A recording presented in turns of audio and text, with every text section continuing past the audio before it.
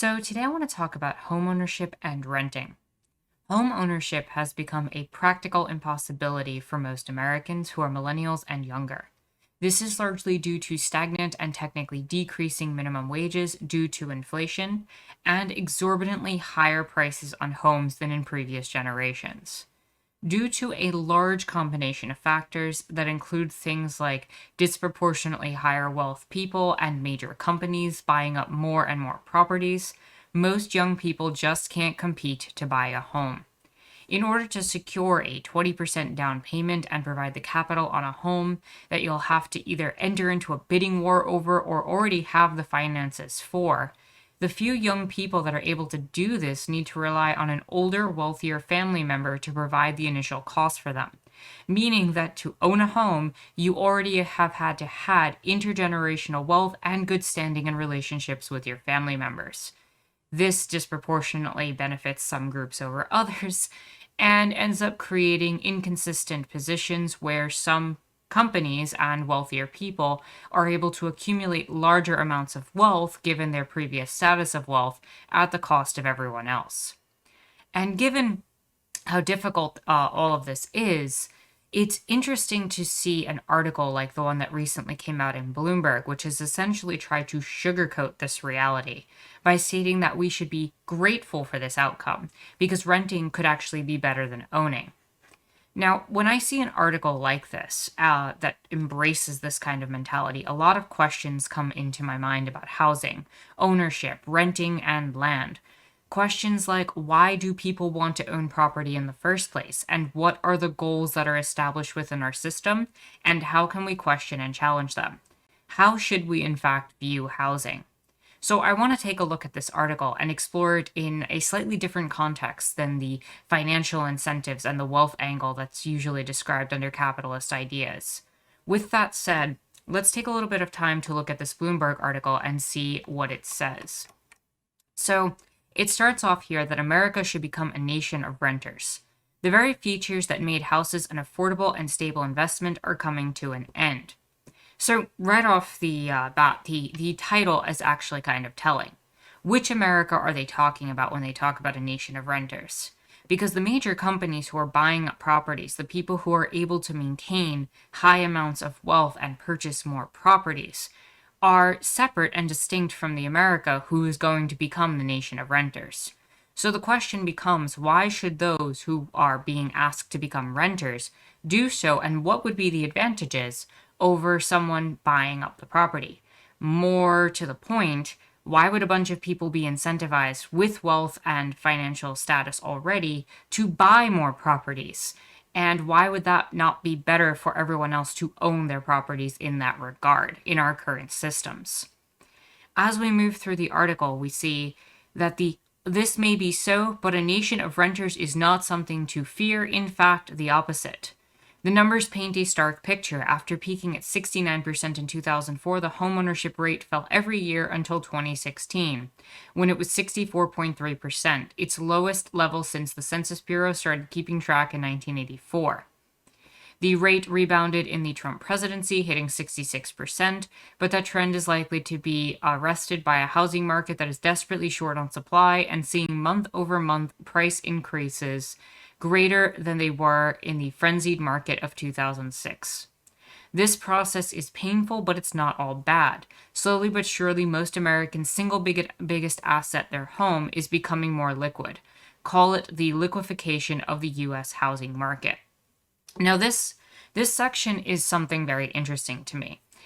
Because the idea that housing is becoming in short supply when there are literally buildings, entire apartment buildings that are completely empty in certain major cities, that there are entire neighborhoods that have available space, but either the infrastructure is slightly damaged or things just need a little bit of repair, tells me that there isn't a short supply of unused housing space, but it's in fact that housing has been hoarded by certain people and is thus being collected in the hands of a small amount of individuals, kind of like most of the rest of the society under current capitalist conditions. So when we talk about this process being painful and that housing is becoming liquid, what do we really mean? Well, a liquid asset is something that you can turn into cash very quickly. Things like a publicly traded stock or bond are usually considered liquid. So, why would we want a situation where housing is liquid? Why would we want to constantly be buying and selling and purchasing houses as if they're stocks on the stock market? The point that people invest in housing is, in a lot of cases, their livelihoods, their communities, and their futures. People are trying to create something that goes beyond the value of what we typically think of as part of a house.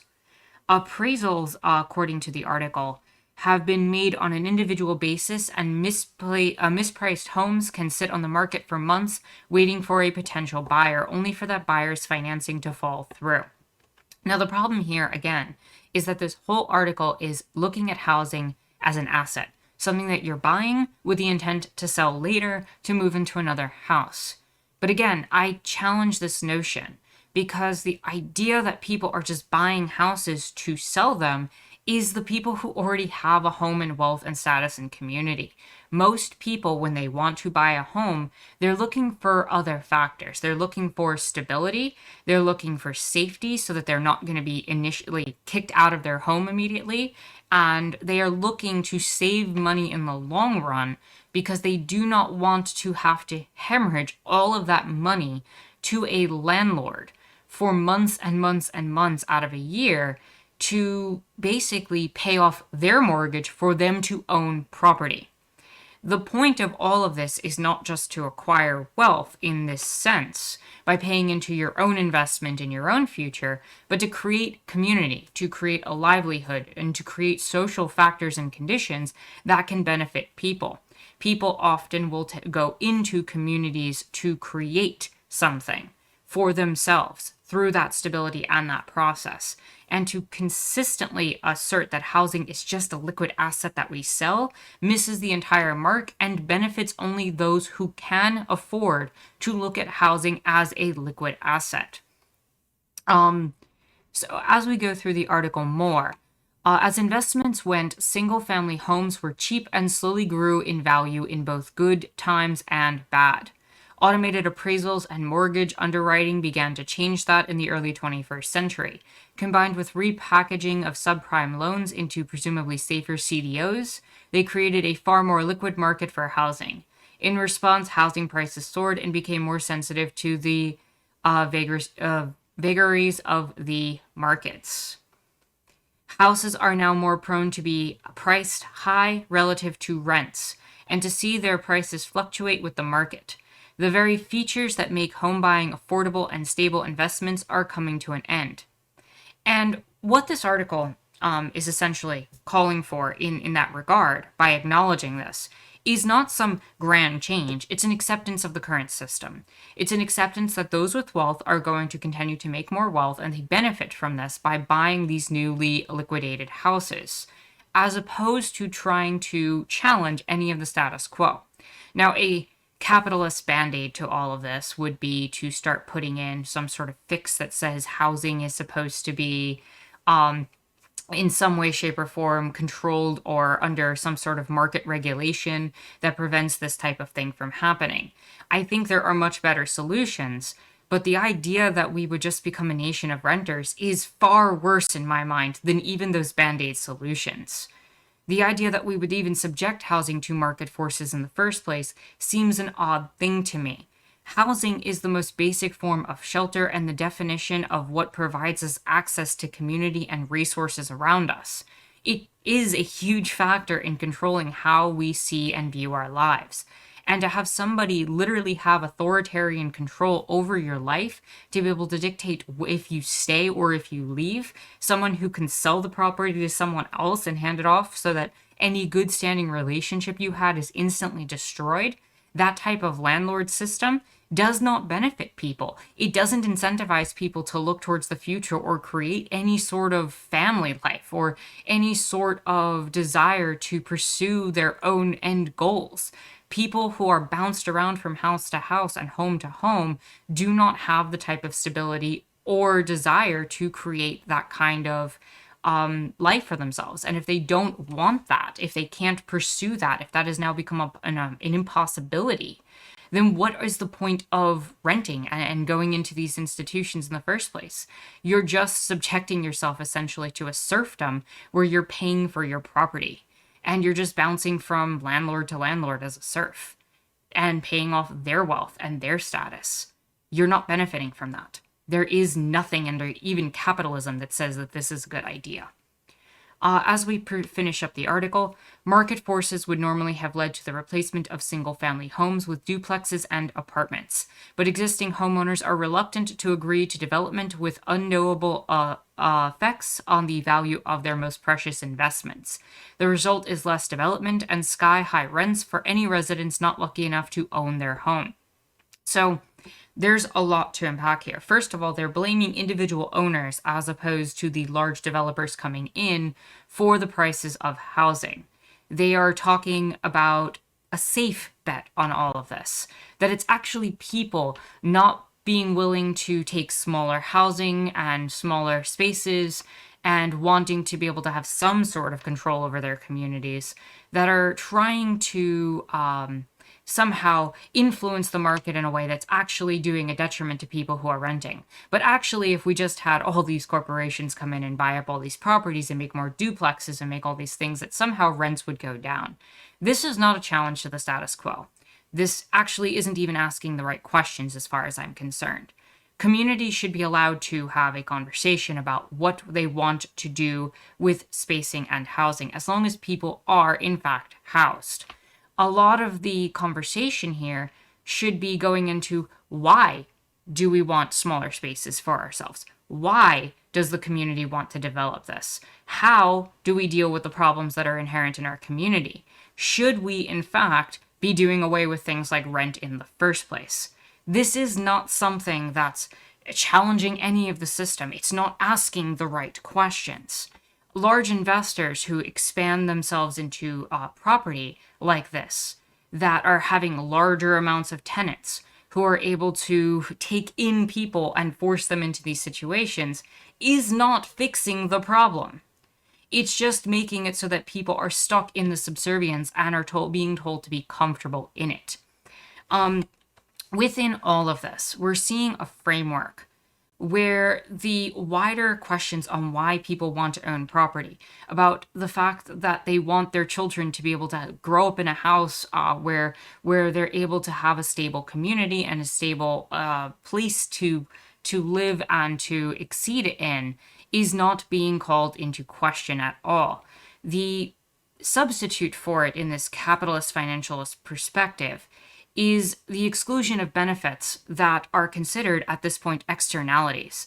Things like, how do you live your life? Who do you live it with? What does your community look like? And how do you benefit yourself in this scenario?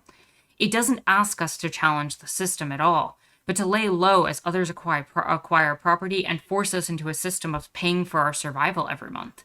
It ensures us to be put in positions that benefit us in no way, shape, or form, and treat us as obedient workers who are going to go work every month to come back and pay for our rent every single month without any sense of the means of production being owned by us. They're asking the wrong questions. There is no stability in this. The questions we should be asking is, how come everyone is not being housed? The questions we should be asking is, why is it not a right that is guaranteed for everyone when there is empty properties being owned by a lot of major wealthy businesses? The questions should be, what do our communities want to look like, and how do we transform them into ones where there is no housing problem? And if we want to talk about the issues about basic shelter and rent and all of this stuff, instead of looking at it through an incentivized market lens where we look at wealth, perhaps we should be considering the idea that a home should be a basic right, that the idea of rent should more or less be abolished, that we should be able to have at least one home in our name at all times, and be able to have the right to access that home and to treat it as ours. We should be allowed in our current structures and systems to have access to that at a bare minimum, where we're able to access community, resources, schooling, housing, whatever we need around us, without the questions of whether or not somebody's going to come in and displace us at a moment's notice. It misses the point.